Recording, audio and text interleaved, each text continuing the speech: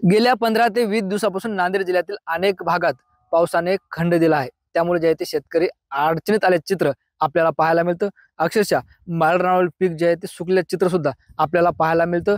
आता मी नांदेडच्या अर्धापूर तालुक्यातील चेनापूर तांडा शिवारात आहे। आपण बघतोय या शेतकऱ्यांनी जे आहे ते 1 ते 1.5 महिन्यापूर्वी सोयाबीनची पेरणी केली होती। मात्र पावसाने खंड दिल्याने अशा प्रकारे हे सोयाबीनचे पीक या ठिकाणी सुकताना आपल्याला पाहायला मिळतं।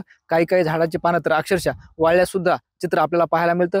खरं तर या भागातील संपूर्ण शेतकऱ्याची बीज जी असते ती खरीप हंगामावर असते, कारण रब्बी हंगामात इकडे पाण्याची व्यवस्था नसल्यामुळे दुसरं या शेतकऱ्याच्या हाती काही येत नाही। मात्र खरीप हंगामातील सोयाबीन जे आहे ते पाऊस रुसल्यानं अशा प्रकारे जे आहे ते अडचणीत आल्याचं चित्र आपल्याला पाहायला मिळतं।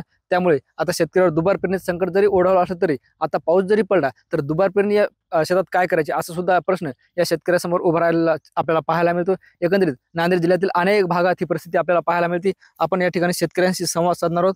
मामा, काय नाव आहे, किती एकरवर सोयाबीनची पेरणी केली होती, आता काय परिस्थिती आहे? फकीरा हरसिंग पवार सोडा ते, बोला।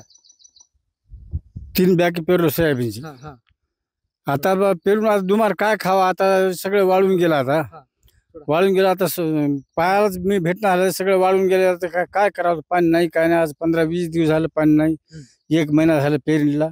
आता इलाज नाही आम्हाला, दुसरं काही रोजी लागणार, काही लागणार, कुठं काम दुसरे वावरही नाही, तर येऊन याच रानावर आम्ही जगतोय।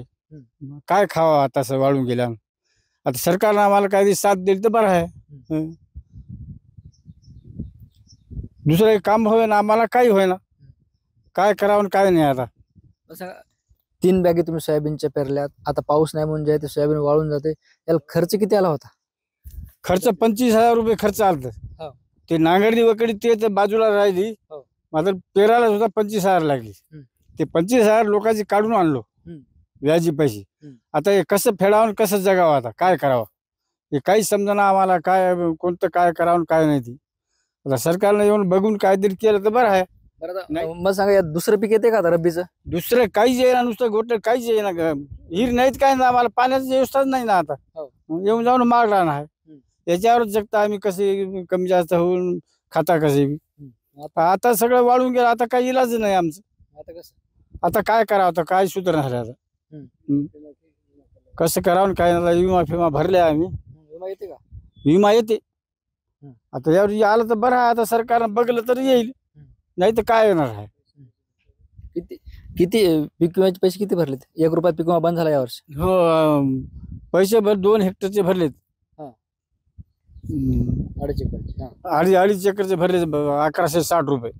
हो, 1160 रुपये भरले। बघून गेलं तर बरं आहे, नाही तर काय आम्हाला काय भेटणार आहे? आता पुरं वाळून गेले की कसं करावं काय नाही। आता निश्चित आपण बघतो हे शेतकरी, त्या शेतकऱ्यांनी 3 एकर क्षेत्रावर जे ते सोयाबीनची पेरणी केली होती। मात्र पावसाने खंड दिल्यामुळे अशा प्रकारे त्यांचं सोयाबीन वाळताना आपल्याला पाहायला मिळतं।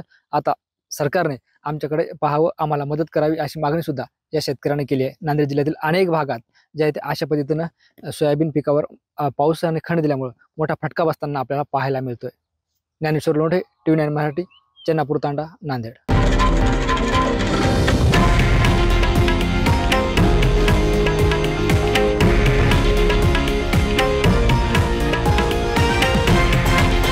हे आहे देशातील नंबर 1 न्यूज नेटवर्क आणि आपण पाहत आहात TV9 मराठी, एकमेव।